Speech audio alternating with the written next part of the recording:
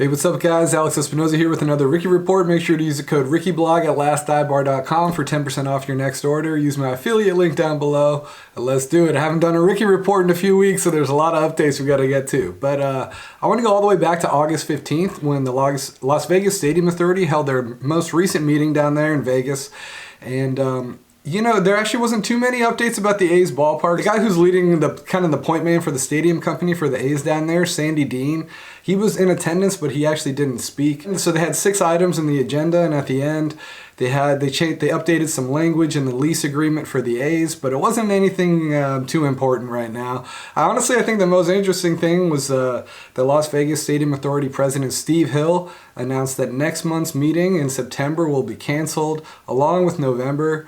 So they will be meeting in October and then twice in December, as they are operating under the 18-month deadline that's what I was expecting this whole time. But Steve Hill confirmed it. So, of course, SB1 was signed by Nevada Governor Joe Lombardo on June 15th, 2023, and the language in SB1 says that they had an 18-month deadline, or the Stadium Authority, their authority to authorize a deal expires. So, looks like they're going to try to get this in right before December 15th. So, here's the comments from Steve Hill.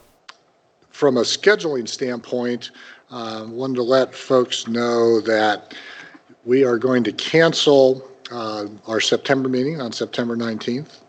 We are going to cancel the November meeting on November 21st, and we are going to cancel the meeting we are holding for December 19th. We will have the meeting on October 17th. I know we have 2 meetings scheduled now in early December prior to that December 19th date. And it is the 2 Thursdays prior to that. One is on the 5th, one is on the 12th. We will have the meeting on the 5th. The 12th is being held basically as a safety valve. In the event that for any reason we cannot wrap up all that we have to wrap up in terms of documentation on December 5th, which is the goal that we have. But we want to save that date as it is prior to the 18-month deadline that we have that happens a few days after that, which is why having a meeting on December 19th is actually just not helpful, because it is a few days after that 18-month deadline. So again, they're going to cancel next month's meeting, and I'll explain why in a minute. And then they're going to cancel November's meeting, because I think that's right in the middle of F1 weekend. So they're going to be busy, glad handing and making, shaking hands and everything, making sure that event's going smooth over there. So. Again, kind of like SB1, last year they kind of, snuck a deal under the door. They had a special session that was necessary for the assembly to do it. And again, it seems like the A's are going to be trying to get it done right before the deadline. So they were originally supposed to have a meeting September 19th, but the Federal Reserve is scheduled to cut interest rates, or most people are forecasting that they're going to cut interest rates for the first time since the pandemic on September 18th. And given that there's going to be so much borrowed money for this project, it doesn't make much sense for the A's to jump ahead. So I think they're going to wait and react to that, see how big of a cut it is. Of course, the A's, they're trying to secure $300 million in debt financing, like from a bank or a big lender or something like that, along with $850 million in private equity investments from outsiders or John Fisher's brother or his parent or his mom. So we'll see. There's all this borrowed money involved. So even if it comes down 1/4 percentage point or 1/2 percentage point, that's going to help out a lot when there's hundreds of millions of dollars involved. So yeah, the Fed is supposed to cut rates after recent labor reports of unemployment's a little bit higher, and some people thought they should have cut it in July, but they didn't. So it's almost a given at this point that they're going to finally cut interest rates for the first time since the pandemic. So that just leaves us about another month until October 17th, when they're supposed to meet again. And I think in that time we might finally hear some rumblings about the A's, getting some borrowed money or getting some investors. I think everybody's just kind of in a holding pattern until then. So I believe on October 17th, when they had that meeting, we'll probably have our first, real look at what the A's are proposing after 16 months or something like that, So from what I heard about a month ago, the construction is much farther along than the financing. So I heard that they're going to, stay with the Armadillo Dome, and construction construction plans were, getting finalized about a month ago, but of course, who's going to pay for it, So the Fishers, John Fisher's already said, I can pay for it if I have to, but he's looking for outside investors. Of course, they hired a sports firm, Gagliosha Sports Partners, to look for up to $500 million in private financing. But as far as we know, we haven't heard anything yet. But again, I think we should finally hear or kind of see like something of a formulated plan in October. And Steve Hill remains really optimistic. Here's what he said. I want to thank you and Caroline and Mark and everybody from the A's for the significant amount of work that has been done over the last few months. That is rounding third and headed for home, and we're pretty happy about that. So that's great. Thank you. So as far as the financing structure, all we have to go off of is from July, when Sandy Dean said that the A's were in good shape and they had put a lot of thought into the financing. And perhaps we'll see some new renderings in October as well. But really, I think we're going to find out, how much is the Fisher family going to throw down? How much outside investment are they going to get? We're also going to have to see if Bally's is able to, get enough funding together to finance a new casino or resort next to the ballpark. Of course, they just got a huge help from GLPI to complete the Chicago deal a couple months ago, and GLPI is the head landlord of their lot. So GLPI owns all 35 acres at the Tropicana lot, and the A's have 9 acres of that parcel. The other 26, Bally's is trying to figure out what to do. And last week, Bally's announced that they will implode the 2 towers at the Tropicana Hotel on October 9th. They're going to have a little shindig with like a fireworks show and drones and music and all that stuff the night before, and then at 2:30 in the morning on October 9th, they're going to implode the 2 towers. So Vital Vegas recently shared some photos and videos of the site, and you can see the towers are pretty much gutted at this point, just kind of hollow skeletons. And I don't know, I'm just assuming it's going to be like Ocean's 11, that scene where they're just all these people around and the things come down. And those towers were there for 67 years, because a lot of people have been saying, oh, the Tropicana is getting clear to make way for the stadium. But Scott Robin at Vital Vegas has been pretty adamant that, the Trop probably was going to come down anyway. So this is what he wrote back in April. He said, Tropicana sadly wasn't destined to be forever. Its middling revenue and declining state resulted in rumors it would be demolished several years before the looming A's debacle. And then I went back and looked at an article in January 2022 when Bally's was on the verge of buying the Tropicana and getting this whole lot in the first place. And the Las Vegas Review-Journal's Eli Segal interviewed Bally's CEO Sue Kim about the future of the hotel. And this is what Kim said at the time. Kim said that management has not determined what it will do with the property, but it would consider anything from renovating the 1,470-room resort to knocking it down and starting over. So they were having this conversation. I think the A's had started their homework trips down there in 2021, so the Tropicana was definitely an option at this point, but it wasn't a done deal. So, Bally's was already talking about knocking this thing over anyways, because it just kind of, faded with the times in Vegas. So, it's definitely noteworthy that the Tropicana is getting demolished, but I don't think, has any bearing on what's going to happen with the A's stadium. Scott is still very adamant that it's just going to be a parking lot for years to come. So we shall see if, Bally's can get something together, if GLPI gets involved, or if the A's just go about it solo. So again, I think in October, we're going to learn a lot more.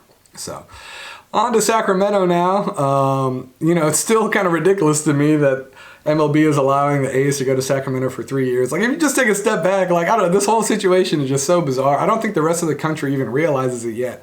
I think next year when the A's start hosting teams and, a random Braves fan is going to be watching, what the hell are they doing in Sacramento? I think the word's going to get out next year, and it's going to be a whole nother round of bad press. But for right now, that's the plan. So, and MLB is letting them do it.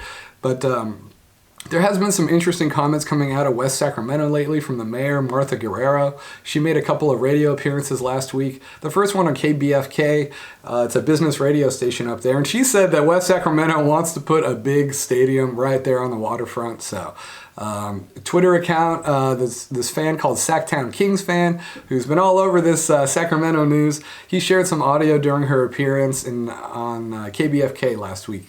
West Sacramento Mayor Martha Guerrero told KFBK, though, that the new stadium and its talks have already begun. We can build a 40 to 50,000 seat stadium along the river. Yes, we can. We've looked at it and we know it's possible. What areas are you looking at? Well, that I think we need to work with the landowners and how they like to shape it. It's not something we come up with a plan, a design. They come up with the designs, and then we help them navigate that with the existing land they have. And they own a lot of property up there. And so, I think that taking a look at working together with them, it's not something we come up with separately. So that's interesting. I mean, I think it's more of just kind of a public declaration, like she said, like, it's up to the landowners what they want to do. Who knows who's going to pay for this, but basically they're really excited about this new entertainment complex that's coming in there no matter what, and they're trying to make a long-term push. So they're not hiding this. They're really trying to nail it on year one and try to get them to stay here long-term. So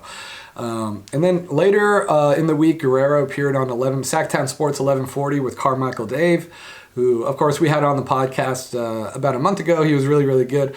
But yeah, Guerrero had some more comments to say about Carmichael Dave about the possibility of bringing a big league stadium to the waterfront there in Sacramento. That you believe it's possible for a 50,000 seat stadium, I think those are your words, to be built in West Sacramento. Is that correct? Yes, it is. And I think, looking at the coming season, we're trying to make sure that everything is set in place for the A's arrival in their first season here in West Sacramento to be successful. And that's exactly what we want to accomplish first. We want to make sure that first opening day, everybody is set and ready to go. So again, I don't think there's much meat on the bone here, but it is interesting just to hear the first public declarations from West Sacramento saying, yes, we want the A's to stay here. I mean, of course they do. This would be the biggest thing for their city.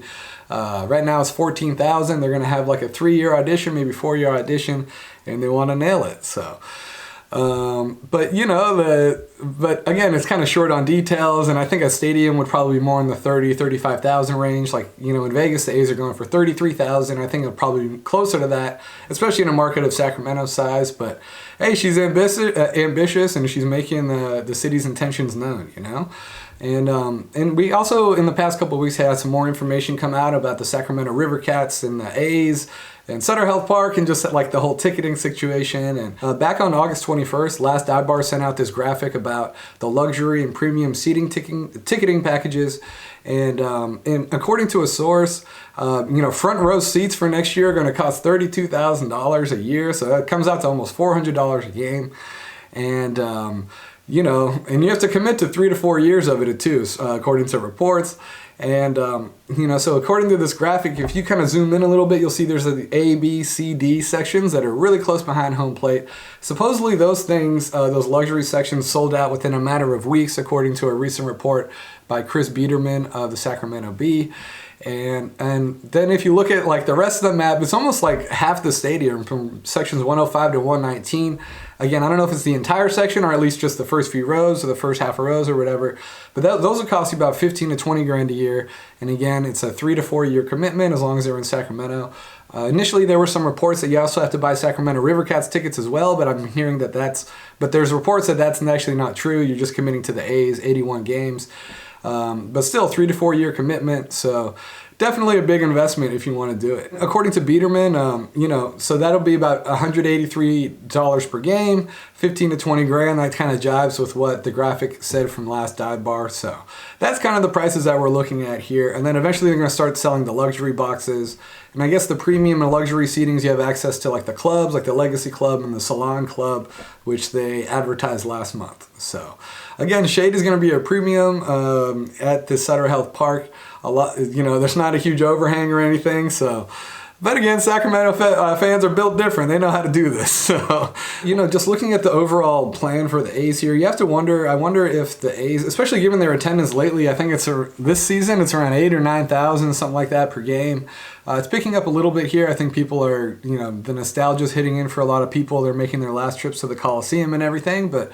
Capping it at 14,000, creates a scarcity, and MLB baseball is, MLB top level baseball is new there in Sacramento for a whole season, so I definitely think they're going to do well there, and it's creating this demand, and if they're charging $200 to $400 a game and they're getting that locked in for 3 years, that's gonna be good business for them. I mean, that's more money than they were getting at the Coliseum, I bet, and their season ticket base was so decimated over the past few years, obviously by their doing. So I wonder if honestly moving to Sacramento is going to be more profitable, as messed up as it is. And it's like, Fisher is willing to really kind of make a mockery of all MLB, and he's still going to make money. So I wonder what the other 29 owners are going to think about this. Everybody could do this. Everybody could move to a smaller stadium and create demand, but he's the first and only guy to do this, I guess, I can remember in a long time, and it's crazy to me that they're making it happen,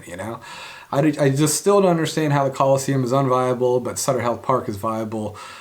Facilities won't be there, and, playing on turf, we've been through it, all that, but another thing too is even if they sell out every single game, which I think is a very real possibility in their first year, the max there is 1.13 million. And if you go back and look at the A's attendance from when Fisher owned the team from 2005 on, they pretty much averaged about 1.5 to 2 million fans a game, depending on how good they were, how much they were trying.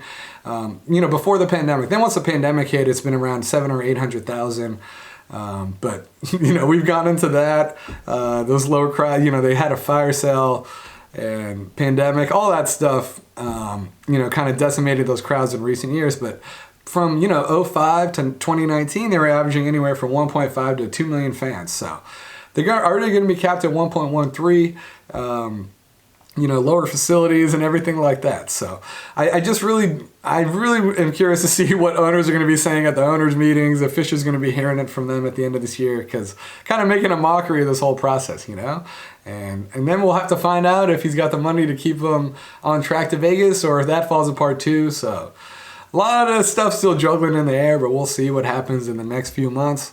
By December, we will know a lot more. So on to Oakland now. Got to be talking about the Ballers. So the Ballers just wrapped up their first regular season homestand in team history. First 48 games. Congratulations to all the staff people. I know I saw you hustling, putting a million hats on behind the scenes, making sure it goes smoothly for all the fans. I could totally tell, some people were running around with their hair on fire in the thick of it, but they got through, and I think the word really got out these past few weeks. On Sunday, they just had a great game. About 3,000 people were there. I was there, and I think my favorite part was afterwards. The 68s put on a tailgate at Bricks Brewing, which is a brewery there in West Oakland. And, the Ballers ownership was there. The manager, Aaron Miles, was there. Coaching staff like JT Snow, players, their girlfriends, staff, fans. Like everybody was all there just barbecuing, tailgating at a brewery after the game. So I thought that was really cool. And, there's been a lot of homestand the past 10 games. They've averaged almost 2,700 fans a game over the last final 10 games of their season. And it wasn't this homestand, but the previous homestand, it really picked up on that Thursday. There was like a rugby night, then a Star Wars night, then Dia de los Ballers, then Beer Fest. And it was like pretty much ever since then, I feel like the Ballers have hit another level of intensity and just like engagement at the ballpark. Like it just feels different in there. At the beginning of the season, it was pretty quiet in there and crowds were smaller, but now they're definitely, I think the word is out and people are really enjoying it. So I'm excited to see how it grows because, they just recently announced that they raised $1.235 million in the span of 10 days from 2,200 new investors. So they just did their first community investment round. They raised $1.235 million at a $26.2 million valuation. And shares were going for 17 cents a pop, and the minimum buy-in was 1,000 shares or $170. And, it was cool. As soon as it started happening that morning, fans started posting their screenshots of the champagne bottle, like, oh, I bought 1,000 shares, 2,000 shares, whatever. And the word got out. So, they went through a lot of turmoil about a month ago with 3 players leaving, and they had to fire their manager mid-season, Micah Franklin. But over the past month, they've got a lot of really good PR, and I think they weathered that initial PR storm, and I think they've kind of come through stronger for it, and I think people are really showing up. So, a couple weeks ago, Dan Moore, The Ringer, wrote a really nice big piece about the whole process. He started reporting this in 2023 when Paul Friedman and Brian Carmel, the co-owners, were kicking around this idea and really pushing it towards fruition. I remember Hal was talking about it to me last summer around this time. He's like, oh, there's going to be a new team called the Ballers coming through. So, so Dan was part of that kind of, he saw the whole thing happen, and he reported about the whole year's worth of everything that's gone down. So I really highly recommend you read that. It's I think like a 9,000 word feature, so check it out, but it's on The Ringer. And, I think a lot of people thought the Ballers were crazy for starting it up, but here they did in 2024. And then a couple of weeks ago, they also got a write-up in the New York Times. Them and the Oakland Roots were spotlighted. And it's cool because, and basically the gist of the article is, yes, like the A's are leaving, the Raiders have left, the Warriors have left, but Oakland is rallying around the Roots and the Ballers. Because the Roots are also going to do another second community investment round on September 12th. So that's coming up in about 9 days as I record this. So, of course, I think last year they raised about $3.2 million from over 5,000 investors in their first round, and they're going to do it again. And they're valued at $80 million. They're moving into the Coliseum next year, and then they're going to be, of course, in the modular 10,000-seat stadium in the Malibu lot outside of there for the next 10 years. So Roots are doing a lot of stuff too. But Kevin Draper of the New York Times, he's a Bay Area native, and he wrote a whole article, and it was cool. It was funny they're writing about Oakland, but they actually were the title photo was from Cal State Hayward, so Pioneer Stadium. The Roots game was getting featured here, and some really cool photos from Ian C. Bates of the New York Times. But man, I really wish they sent him out to Raimondi Park at night to really capture that scene. You get the Oakland skyline in the background, the Oakland Hills, and it's actually in Oakland as opposed to being in Hayward, but still some pretty cool photos. And Draper interviewed, of course, Paul Friedman from the Ballers, then Idris from the Roots, who we had on episode 68 of the podcast. And Idris had some great quotes. He said, "Why does Oakland have to have small thinking? We never have small thinking. We have always tried to tackle world issues. We have been at the forefront of anything that is global."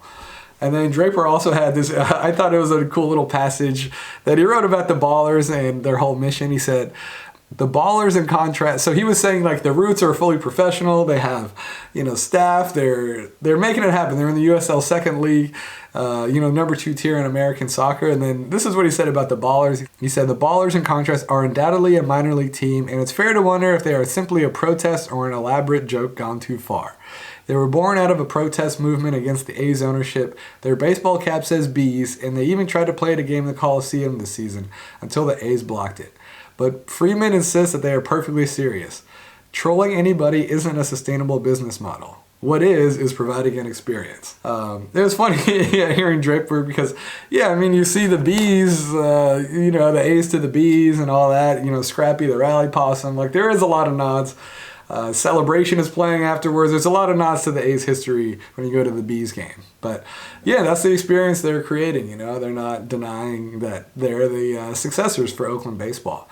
And, just in my experience, I think I went to a game, at least one game every homestand this year. Probably went to 15 or 20 games throughout the whole season, and spent a lot of time hanging out with the 68s down in the right field bleachers down there where the drums are. And I don't know, it's just kind of, there's like a rhythm now to the game. You get there early, you hang out in the tailgate tree right in front of the entrance, or you hang out at the red picnic tables next to the putting green. There's some OGs putting, working on the short game. Hang out there for a bit, then you go to the game, hang out, come back out, go to the tailgate tree, and then go to Bricks for some post-game beers. It's it's a really fun, cool thing that they have going on at the Ballers games. I was telling this to somebody on Sunday at the game. It's like, in between the lines, it's not Major League Baseball. It's not the same. It's never going to be the same as the A's. And the Bees will never replace what the A's did. But they can help, the coping process and provide us with a new place to get this out. Because if you go outside the lines, everything is still what you want at a baseball game. Like, you're chilling with your friends, drinking a beer, got great views, and it's just like a fun vibe. And that's like the same thing I've heard from everybody.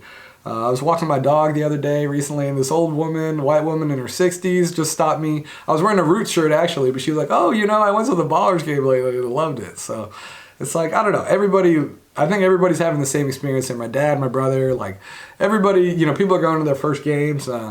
Brought my best friend there with his kids. Like, I don't know. I haven't seen a single person have a bad experience at the Ballers game. So, we'll have to see if they make the playoffs. As I record this Tuesday morning, they have a magic number of 2 with 6 games to play. So I think it's going to happen. And it looks like they're on track to be the number 2 seed. So I kind of looked into it a little bit. And it looks like, the Missoula Paddleheads are going to be the number 1 seed because there are 4 teams that make the PBL playoffs, the Pioneer League playoffs. It's the top 2 teams from the first half, the top 2 teams from the second half. So the Missoula Paddleheads and the Glacier Range Riders, they've already clinched their spots. And now the Oakland Ballers and the YOLO High Wheelers are kind of in the driver's seat for the next 2 spots. and they're trying to eliminate the Boise Hawks. So, but it's funny, the Roots and the Ballers and the High Wheelers are actually playing each other this week at UC Davis. So, as it stands right now, the Bees have a magic number of 2 against the Boise Hawks, so they need a combination of 2 wins or 2 losses or 1-1, whatever it is, and they're in. And then as far as the Yellow High Wheelers go, they have a magic number of 3 against the Boise Hawks, so it's probably going to happen. And then they go to overall records for the seeding. So Missoula's going to finish number 1. Baller's probably going to finish number 2. Yellow's probably going to finish number 3. And then Glacier Range is probably going to finish number 4. So what that sets up is Missoula versus Glacier Range in the first round. And then Yellow versus Oakland in the in the first round as well, probably. So again, this is tentative. Still 6 games to go, but this is kind of what it's shaping up to be. And then I believe the first game would be on Tuesday, September 10th. And how they did it last year was like the worst seed hosted the first game, then the better seed hosted game 2 and game 3. So, if this works out this way, game 1 could be September 10th at UC Davis at YOLO, and then game 2 would be in Oakland, and then game 3, if necessary, would be in Oakland on September 13th. So September 10th at Davis, September 12th and 13th at Raimondi is what it's looking like it could be. So again, this is tentative. I'm just kind of projecting here, and I guess I could just reach out to Pioneer League and see what they say, but I just kind of looked at what they did last year, and that's what it's looking like. So looks like we're going to be having at least one more game at the Ballers, no matter what, at Raimondi Park. I'm sure it'll be a sellout. It'll be a wild atmosphere. It'll be fun. Keep that momentum going. So, and that's not the Oakland news, not the only Oakland baseball news we have. The city of Oakland avoided some massive budget cuts on Saturday night as Sheng Tao sent out this tweet at about 10 p.m. or about 2 hours before a September 1st deadline that would have kicked off a set of contingency plans for $63 million in budget cuts. So, I'm honestly a little bit confused because they held another press conference like about an hour ago, or they might even still be holding it right now. It's Tuesday at about 1 o'clock as I record this. But at noon on Tuesday, Tao and AASEG held another press conference at the Coliseum. But I'm kind of confused because a couple of weeks ago they held a press conference where they were holding up a term sheet and with pens and everything. So I thought it was already signed, sealed, and delivered last time. But now I guess it's for real, signed, sealed, and delivered. AASEG is buying Oakland's half of the Coliseum site for $105 million. So initially on the original term sheet, they were supposed to pay $5 million by like August 28th, $10 million by September 1st. But now Sarah Ravani of the Chronicle is reporting that they just owe $15 million in September, $15 million in November, and $33 million in January. So that's the $63 million that's already earmarked for the Oakland budget. If they didn't do that, they would have cut about 10% of their police force, along with some other police and fire department cuts as well and freezes. But Oakland has avoided that for now. And then the other $42 million will be coming before the end of the deal in June 2026. Then after the press conference, Omar Yassin from Oakland Observer clarified with Tao. The timeline in the term sheet, does that mean that the down payment and the first payment that's due September 1st are in the bank? So that's $15 million, if I'm not mistaken? The contingency is being followed accordingly to the resolution, so yes. And so we have it structured out in the resolution. If you guys don't have a copy, we're more than happy to give it to you. But yes, there is no more no updated contingency that needs to happen. We got the money in for the first tranche. Okay, so is that to clarify, is that $15 million? I just stated earlier, it was $5 million. It's already in the account, and they have a 10-day grace period for the 20-day grace period for the $10 million. So we will get that. This is the Oakland and AASEG half. It's all kind of confusing because there's also a second half of the Coliseum site that AASEG is working on purchasing. And last week, Oakland side reported that the A's and AASEG have also come to a signed agreement on a $125 million deal. So we'll see how all of this progresses and when the money clears and everything, but Tao was pretty defiant when she was talking at the press conference on Tuesday about the money already being in the city's bank. And I know some of your questions from the media, and I'll just answer it right now. Do we have the money? I just want to say that I am sick and tired of when people of color come to do work that they are asked again and again the same question. And that is the truth. The truth of the matter is we are working together and the city has got the money in the bank. So you don't need to worry about the money. We are moving forward thanks to Loop Capital, thanks to the African American Sports Entertainment Group, And again, we couldn't do this work without the JPA. So I don't know. I mean, yes, AASEG is, black owned and black run. I don't know why she had to play the race card there, but she did. And all right, the money's in the bank for Oakland. So, and so obviously we hope it works out. AASEG and Oakland are touting this as the beginning of a $5 billion investment to a whole entertainment complex in East Oakland to revitalize that area. I've seen it reported as a 150-acre lot, but I believe it's a 112-acre lot. But either way, it's a huge plot of land, prime, got infrastructure, got freeway exits, got BART exits, BART stop there. So, it's a great piece of land. Hopefully something really cool happens and that $230 million clears in the next few years. So we'll see what happens. But of course, the Roots will be playing there next year. It's only 17 home days compared to 81 with the A's. And it's only a 15,000 capacity as opposed to the 40,000 capacity that the A's have. But hey, got something going on next year. Hopefully they're already starting to book concerts because I think really that's when your best chance to get some big events there is to turn that into a concert venue again.